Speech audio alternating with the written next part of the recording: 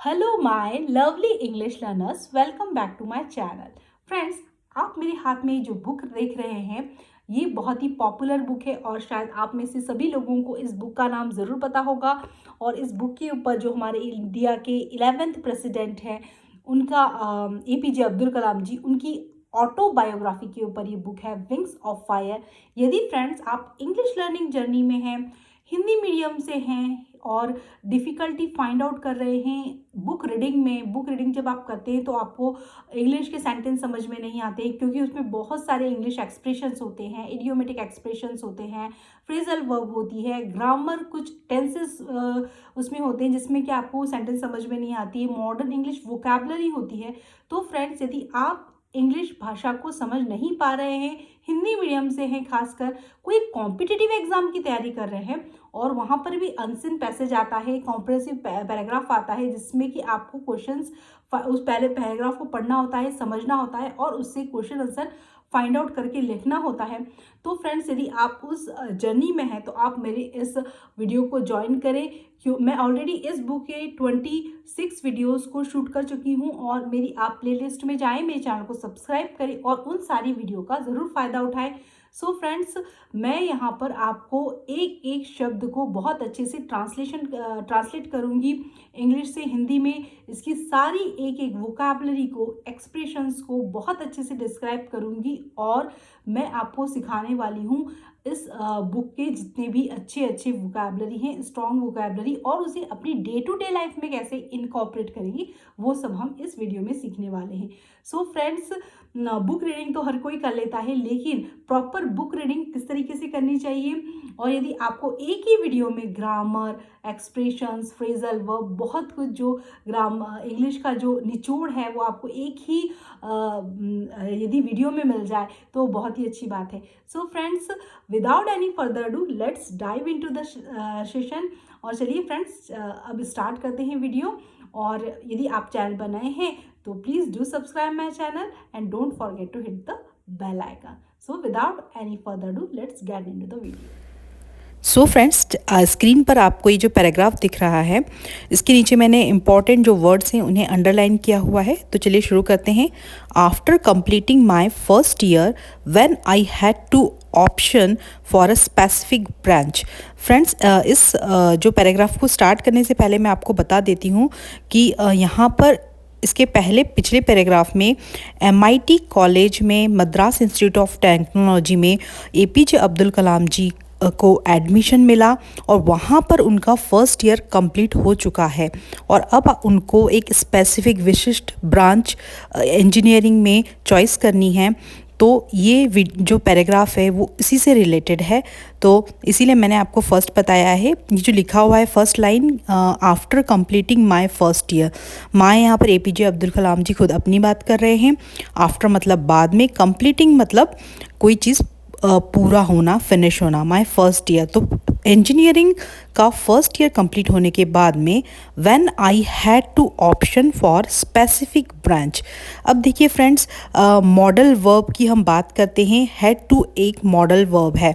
अब friends, model verb क्या होते हैं, जैसे कि हमें पता है जनरली कि can, could, may, might, would और शुड, ये सारे के सारे मॉडल वर्ब्स होते हैं इसी तरीके से। तो मॉडल वर्ब एक्चुअली में क्या होती है फ्रेंड्स? मॉडल वर्ब ये बताते हैं, ये शो करते हैं उन कंडीशन को जिसमें कि कोई ना कोई पॉसिबिलिटी होती है, कोई रेस्पॉन्सिबिलिटी होती है, या आपको कुछ परमिशन मांगनी होती है किसी से, या आपके लिए कोई आवश्यकता होती है कि आपको ये काम करना ही है, आपको ये काम करना चाहिए था, या आपका दायित्व था, या भविष्य में ऐसी कोई संभावना हो सकती है, क्षमता। इस चीज़ को व्यक्त करने के लिए, इस चीज़ को एक्सप्रेस करने के लिए जो होता है मॉडल वर्ब को हम यूज़ करते हैं मेन वर्ब के साथ में। तो friends, had to, has to और हैव टू, ये भी एक मॉडल वर्ब है। So friends, model verb are the auxiliary verbs, means helping verb that express condition like possibilities, ability, necessity and permission.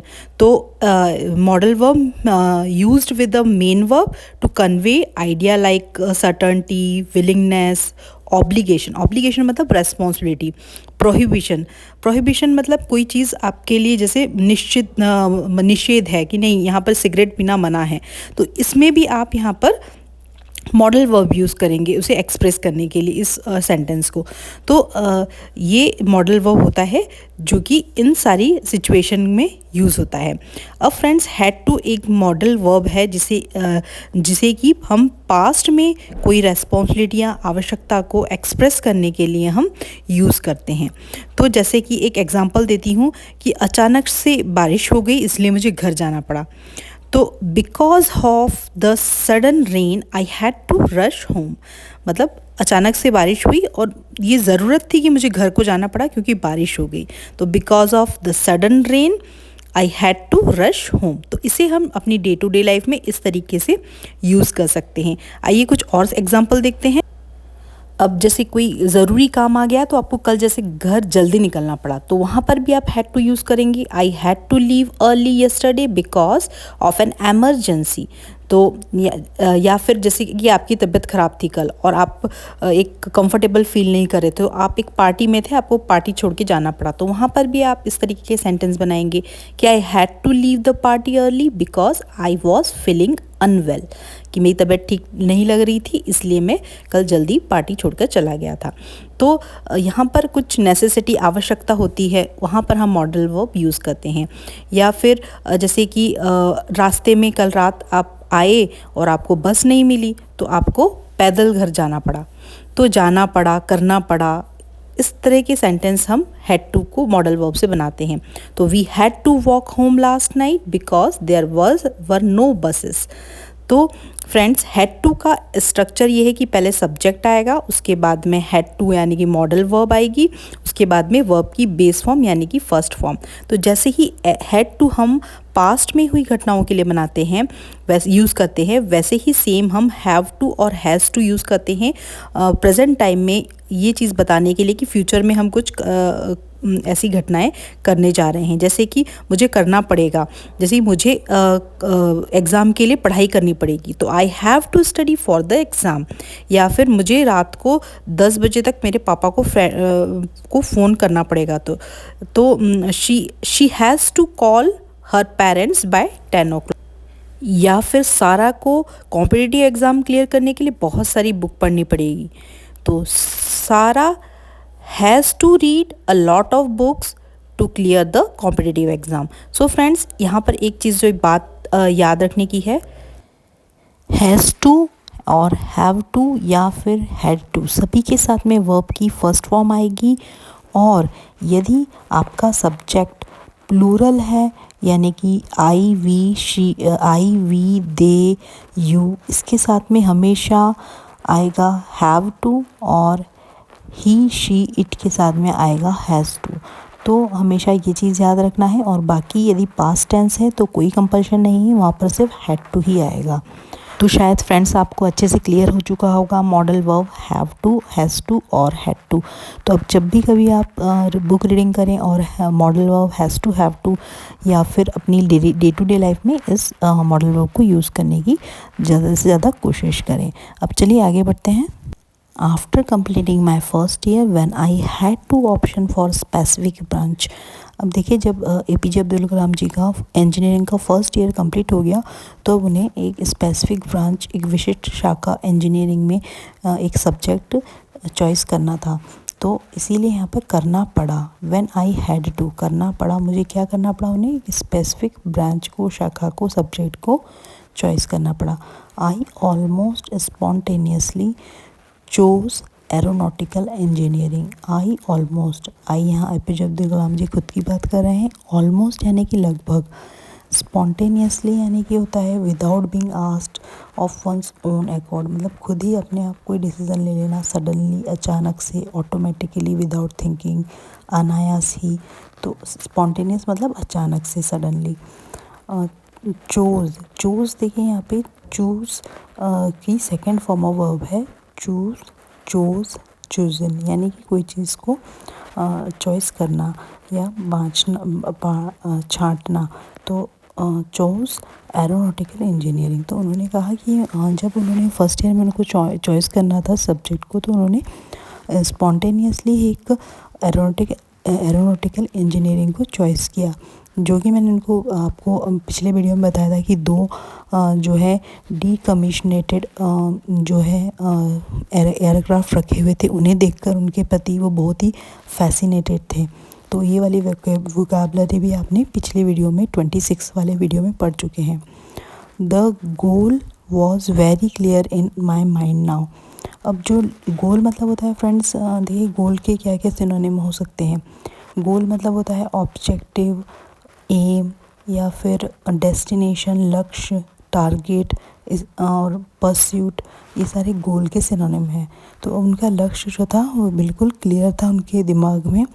I was going to fly aircraft, और वो अब aircraft मतलब aeroplane उड़ाने जाने वाले थे। तो I was going to fly aircraft, उनके माइंड में पूरा ये था कि अब मैंने एरोनॉटिकल इंजीनियरिंग ली है और अब मैं क्या करूँगा, एयरक्राफ्ट उड़ाने वाला हूँ। Next paragraph. फ्रेंड्स, अब आपको ये करना है कि आप स्क्रीन पर यहाँ पर एक पैराग्राफ देख रहे हैं। सो फ्रेंड्स, आपको वीडियो को पैराग्राफ को देखकर पॉज करना है, और मैंने इस पे कुछ अंडरलाइंस भी किए हुए हैं सेंटेंस के में जो कुछ वर्ड्स को। तो फ्रेंड्स, क्या आप इस पैराग्राफ को पूरा पढ़ने के बाद में इसे समझ पा रहे हैं? क्या आप इस अंडरलाइन किए हुए वर्ड से उसकी वोकैबुलरी से एक्वेंटेड है? यदि एक्वेंटेड है और आपको ये पैराग्राफ समझ में आ रहा है, तो आपकी इंग्लिश अच्छी है और आप अपनी खुद की इंग्लिश का लेवल को टेस्ट कर सकते हैं। यदि आप इस पैराग्राफ को पढ़कर समझ नहीं पा रहे हैं, तो फिर आप मेरे साथ में इस जर्नी को लास्ट तक ज़रूर ज्वाइन कीजिए, और आप देखेंगे खुद आपको बहुत मज़ा आएगा और आप इस वीडियो से बहुत कुछ सीखने वाले हैं। सो फ्रेंड्स, एक एक वर्ड को बहुत अच्छे से डिस्क्राइब करूँगी। चलिए तो शुरू करते हैं। आई वॉज कन्विंस्ड ऑफ दिस। अब देखिए फ्रेंड्स, ये जो सेंटेंस है ये पैसिव वॉइस का सेंटेंस है, क्योंकि आई वॉज कन्विंस्ड। अब देखिए बी की जो सेकंड फॉर्म ऑफ वर्ब है वॉज होती है, तो यहाँ पर सेकंड फॉर्म ऑफ वर्ब है और इसके साथ में कन्विंस का कन्विंस्ड हो गया है। तो बी वॉज या वर या बीन और बीइंग, ये होती है बी की चारों फॉर्म, बी वॉज या वर या बीन और बीइंग।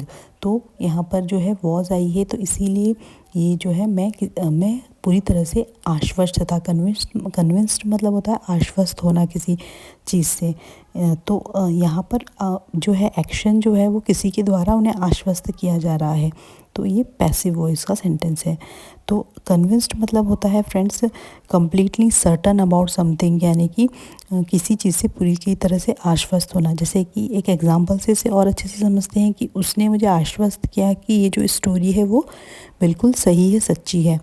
तो ही convinced me that the story was true, या फिर मुझे पूरा विश्वास है कि हम जो ये डील कर रहे हैं वो सबसे बढ़िया डील है, सबसे बेस्ट डील है। तो I am firmly convinced that this is the best possible deal we could have. तो मुझे अच्छे से पूरा दृढ़ विश्वास है। तो कैसे से इस सेंटेंस को यूज़ करेंगे, आई एम फर्मली कन्विंस्ड, मतलब मैं पूरा दृढ़ विश्वास के साथ कह सकता हूँ, दैट आश्वस्त हूँ कि that deal is the best possible deal we could have, अभी तक की सबसे अच्छी डील है। तो कन्विंस्ड मतलब होता है पूरी तरह से आश्वस्त होना। I was convinced of this despite being aware of my lack of assertiveness. Friends, lack of assertiveness मतलब होता है फ्रेंड्स, जैसे कि आप किसी को कोई राय देना चाहते हैं, या आपकी कोई आवश्यकता है या आपकी कोई डिज़ायर है, तो आप उसे लैक मतलब होता है कमी, तो और असर्टिवनेस मतलब होता है किसी बात को कॉन्फिडेंटली और क्लियर रिस्पेक्टफुल वे में किसी के सामने रखना। तो यदि आपकी कोई इच्छा है, आपकी कोई आवश्यकता है, या आपका कोई ओपिनियन, आप किसी को राय देने जा रहे हैं और आप उसे एक्सप्रेस नहीं कर पा रहे हैं, आपको एक्सप्रेस करने में उसे डिफ़िकल्टी हो रही है, उसे कहते हैं लैक ऑफ असर्टिवनेस। तो असर्टिवनेस एक क्वालिटी होती है, जैसे कि assertiveness is the ability to express your view in a clear and confident way. और इन स्टिल यदि आप कुछ पॉइंट्स रखना चाहते हैं तो जो भी रखेंगे आप एक रिस्पेक्टिव मैनर में, दृढ़ता से, आग्रहिता के साथ में आप रखेंगे, तो उसे कहते हैं असर्टिवनेस।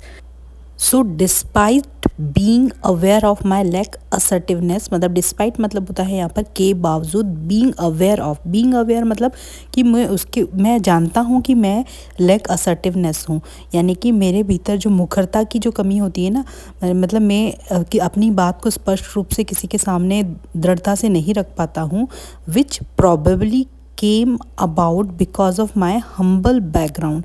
अब देखिए, जो कि और उनके भीतर ये लैक असर्टिवनेस क्यों आया है, क्योंकि वो एक हम्बल बैकग्राउंड से बिलोंग करते हैं, APJ अब्दुल कलाम जी।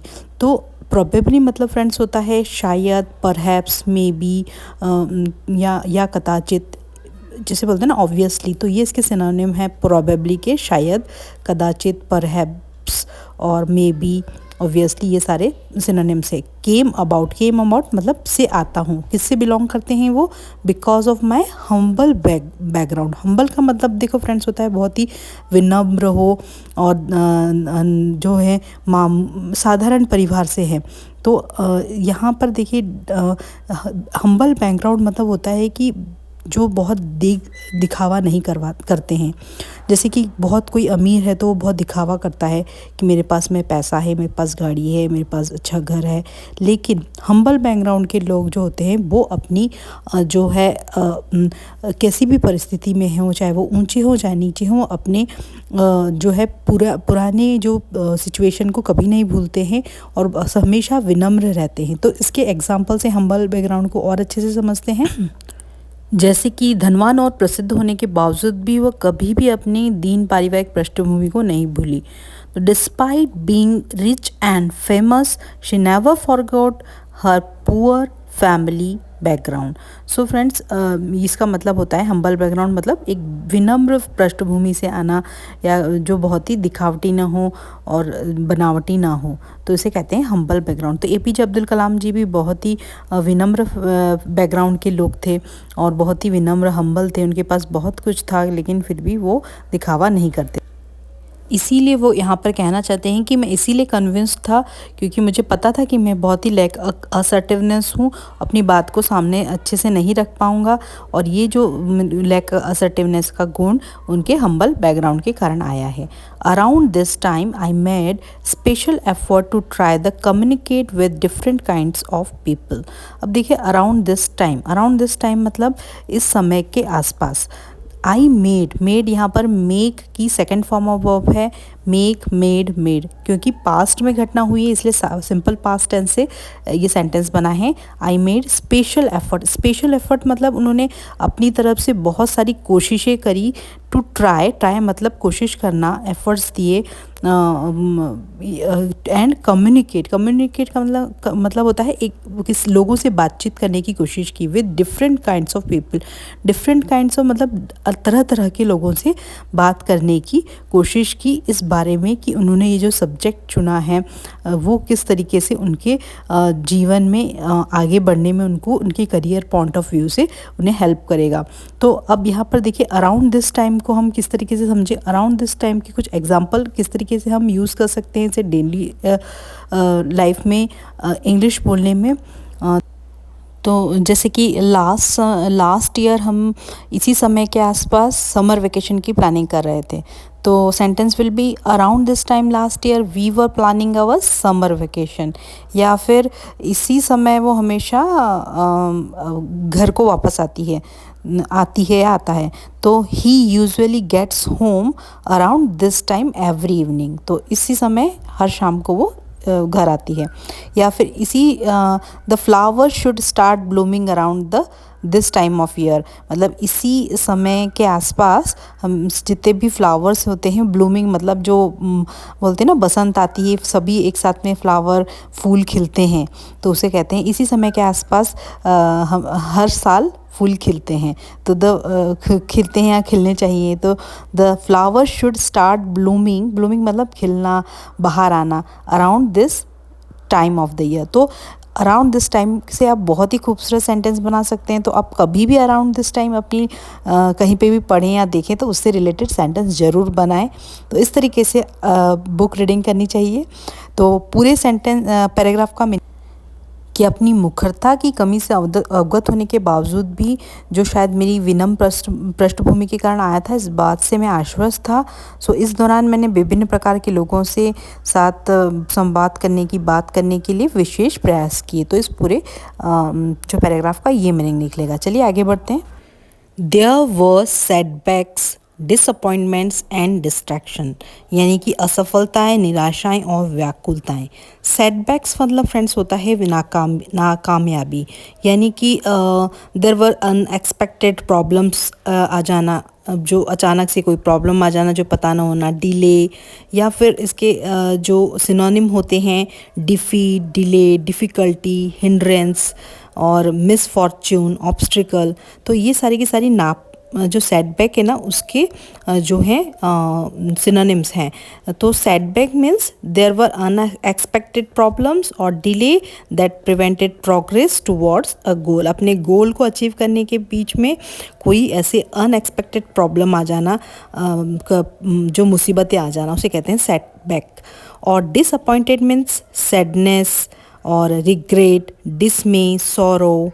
तो जैसे कि हम कहते हैं ना निराशाएं, व्याकुलताएं, तो जैसे कहते हैं यू डिसअपॉइंटेड मी, यानी कि तुमने मुझे निराश कर दिया। या the team disappointed it's fans, team ने अपने फैंस को डिसअपॉइंट कर दिया कि वो हार गई टीम।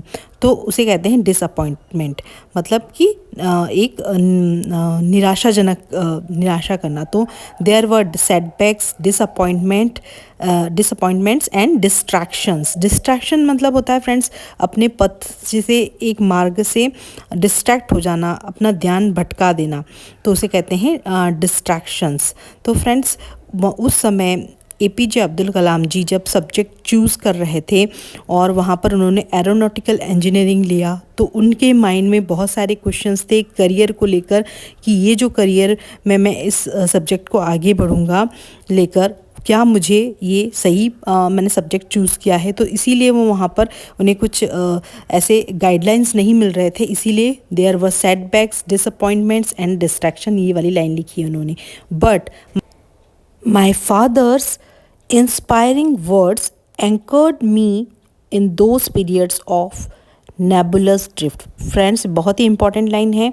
देखिए इंस्पायरिंग वर्ड मतलब होता है having the effect of inspiring someone, मतलब कि किसी को पॉजिटिव क्रिएटिव थिंकिंग से, फीलिंग से उन्हें एक सकारात्मक शब्दों द्वारा उन्हें किसे प्रेरित करना। जैसे he was an inspiring teacher, ये वो बहुत ही प्रेरित करने वाले टीचर थे, टीचर थे। तो he was an inspiring teacher, वो जो शिक्षक थे बहुत ही बच्चों को प्रेरित करते थे हर काम में। तो उनके जो पिता के जो कहे हुए शब्द थे वो APJ अब्दुल कलाम को बहुत ही प्रेरित करते थे। एंकर्ड मीन्स फ्रेंड्स होता है किसी को एक जगह पर बांध कर रखना। जैसे कि यदि एंकर का मीनिंग यहाँ पर यदि प्रॉपरली देखा जाए तो निकलता है कि जो हम नाव को बांधते हैं ना, जो पतवार किनारों पे, तो उसे कहते हैं एंकर, मतलब किसी को कसकर फर्मली टाइटली बांध कर रखना। तो लेकिन यहाँ पर एंकर एक इमोशनल वे में यहाँ यूज़ हुआ है। तो anchor means to secure someone or something in one place, मतलब किसी एक व्यक्ति को या चीज़ को एक जगह पर सिक्योर करके रखना। For example you can anchor a boat in water to stop it from moving away, मतलब बोट को एक जगह पर वाटर में तुम बांध के रखोगे जिससे कि बोट इधर से उधर नाव जो है जा न सके। तो you can also anchor a person to a rock with अ रोप, मतलब तुम किसी पर्सन को भी पत्थर से बांध कर रख सकते हो जिससे कि वो इधर से उधर न जा सके। या फिर एंकर का मतलब होता है को और अच्छे से समझना है तो इसके लिए हो सकता है कि the roots anchor the plant in the earth, यानी कि जो जड़ें होती हैं वो प्लांट को धरती से बांध कर रखती है। तो एंकर मतलब होता है यहाँ पर बांध कर रखना। तो जैसे यहाँ पर यूज़ हुआ है एंकर कि he provided an emotional anchor for her, मतलब उसने उसको एक भावनात्मक रूप से बांध के रखा। तो यहाँ पर उनके पिता के शब्दों ने किसे बांध कर रखा, APJ अब्दुल कलाम को अपने लक्ष्य से, गोल से। तो एंकर मतलब होता है यहाँ पर बांध कर रखा in those periods of नेबुलस drift. नेबुलस drift मतलब फ्रेंड्स होता है ये जो उनके अस्पष्ट, ड्रिफ्ट मतलब होता है कोई चीज़ का फ्लो होना, बहाव होना, जैसे करंट का फ्लो होता है, वाटर का फ्लो होता है। और नेबुलस मतलब होता है वेग, अस्पष्ट, कोई चीज़ अनक्लियर हो। तो नेबुलस मतलब अनक्लियर, ड्रिफ्ट मतलब बहाव। तो उस समय के जो अस्पष्ट उनके माइंड में चल रहा था कि ये डिसीज़न मेरा सही या नहीं, उस समय पर उनके पिता के जो प्रेरक शब्द थे उन्होंने उन्हें बांध कर रखा। तो नेबुलस ड्रिफ्ट को और किसी अच्छे से समझते हैं, कुछ एग्जांपल। तो नेबुलस वर्ड जो है लैटिन वर्ड्स नेबुलसिस से आया है। सो फ्रेंड, जिसका मतलब होता है, इसके सिनोनिम ये हो सकते हैं क्लाउडी हो, मिस्टी, फॉगी, है ना, धुंधला। स्पेशली ये आइडियाज़ के लिए यूज़ होता है। तो क्लाउडी, मिस्टी, फॉगी ये सब इसके जो हो सकते हैं, not clear and having no form, कोई इसका रंग रूप ना हो, इसके होते हैं ये सिनोनिम्स।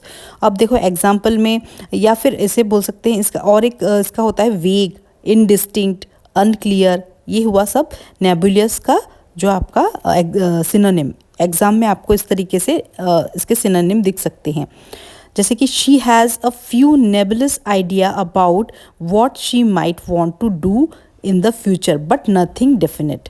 मतलब उसके पास में कुछ ऐसे आइडियाज़ थे जो कि अस्पष्ट थे उसके फ्यूचर में जो वो करना चाहती थी, लेकिन वो कुछ डेफिनेट नहीं थे, निश्चित नहीं थे। तो ये हुआ नेबुलस का मीनिंग। तो उस समय जो नेबुलस ड्रिफ्ट मतलब होता है करंट, बहाव, तो या किसी तरह का फ्लो, उसे कहते हैं ड्रिफ्ट। तो बहाव को कहते हैं drift.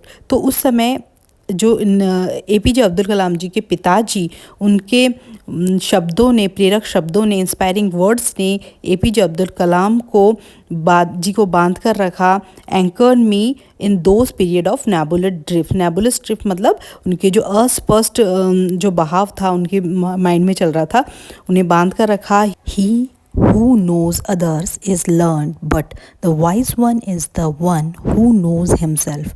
Learning without wisdom is of no use. ये उनके पिता के ज्ञान के शब्द थे। तो ही मतलब होता है वह, who मतलब जो, knows मतलब होता है जानता हो, others मतलब दूसरों को। इज़ लर्न मतलब फ्रेंड्स होता है विद्वान, यानी कि स्कॉलर, वेल एजुकेटेड। और ये एक एडजेक्टिव है, ये किसी पर्सन के लिए यूज़ होता है। Having acquire much knowledge through study, जिन्होंने ज्ञान पढ़कर बहुत ये ज्ञान को अर्जित किया हो, उसे कहते हैं लर्न। तो जो वह विद्वान है जो दूसरों को जानता है। बट किंतु द वाइज मतलब फ्रेंड्स होता है जो बुद्धिमान होता है। बट द वाइज वन, बुद्धिमान वह है, इज़ द वन जो कि who knows himself। knows मतलब होता है जानना, himself मतलब खुद को। तो विद्वान वह है जो खुद को जानता है, स्वयं को जानता है। तो वह विद्वान है जो दूसरों को जानता है, परंतु बुद्धिमान वह है जो स्वयं को जानता है। तो आपको अपनी बुद्धि को यहाँ यूज़ करना है। Learning without wisdom is of no use, यानी कि ज्ञान के बिना कुछ भी चीज़ को सीखना बिल्कुल उसका कोई मूल्य नहीं है, वो बिना यूज़लेस चीज़ है। ये यहाँ पर उनके पिता के सेंटेंसेस हैं। सो विजडम के जो सिनोनिम्स हैं वो है सैगेसिटी, सैगनेस, इंटेलिजेंस। तो बुद्धिमता को कहते हैं कि विजडम, यानी कि the quality of having experience, knowledge and good judgment, जो गुड से अच्छे से जजमेंट कर सकता है, या the quality of being wise. Sagacity, sageness, intelligence, जैसे कहते हैं ना उसकी ज्ञान भरी बातें सुनो। Listen to his words of wisdom, listen to his words of wisdom, यानी कि उसकी ज्ञान भरी बातें सुनो। तो वह विद्वान है जो दूसरों को जानता है, परंतु वह बुद्धिमान है जो खुद को जानता है, स्वयं को जानता है। तो ज्ञान के बिना सीखना व्यर्थ है। तो ये उनके पिता के इंस्पायरिंग प्रेरक जो थे वर्ड थे, शब्द थे। अब इसके पूरे सेंटेंस का, पैराग्राफ का मीनिंग है, असफलताएं, निराशाएं और व्याकुलताएं थी, लेकिन मेरे पिता के प्रेरक शब्दों ने मुझे अस्पष्ट बहाव के इस दौर में बहुत बड़ा सहारा दिया। वह विद्वान है जो दूसरों को जानता है, परंतु बुद्धिमान वह है जो स्वयं को जानता है। ज्ञान के बिना सीखना व्यर्थ है। तो फ्रेंड्स, ये है इस पूरे पैराग्राफ का मीनिंग। और फ्रेंड्स, अब जो आप देख रहे हैं स्क्रीन पर, ये सारे हैं कीवर्ड्स जो हम इस पूरे के पूरे वीडियो में पढ़ चुके हैं। तो आप इनका स्क्रीनशॉट लें और इसके जो भी सेंटेंसेस बनाने की कोशिश करें इन वोकैबलरी से, इडियम से या फ्रेजेस से। तो फ्रेंड्स, और इसे अपनी डे टू डे लाइफ में इनकॉर्पोरेट करें। बहुत ही खूबसूरत जो है वर्ड्स हैं, ये वोकैबलरी हैं। तो फ्रेंड्स, यदि आपको एक ही वीडियो में इतनी सारी चीज़ें सीखने को मिल रही है तो बहुत ही अच्छी बात है। बस सब कुछ पूरा पका पकाया है माल, और आपको उसे बस यूज़ करके अपनी डेली लाइफ में से इनकॉर्पोरेट करना है। तो बस मेरे चैनल को सब्सक्राइब ज़रूर करें, वीडियो को लाइक करें और ज़्यादा से ज़्यादा शेयर करें, जिससे कि मुझे आपका प्यार और मोटिवेशन मिलता रहे। और मैं आपको इस बुक को कंप्लीट करके बहुत सारी इंग्लिश से related vocabulary, idiomatic expression, phrasal verb और ग्रामर का नॉलेज दे सकूं। So friends, keep learning, keep watching, keep growing. Thanks for watching my videos, और चैनल को ज़रूर सब्सक्राइब करें और मुझे मोटिवेट करते रहें। मैं मिलती हूँ आपको नेक्स्ट वीडियो में। Till then, bye bye.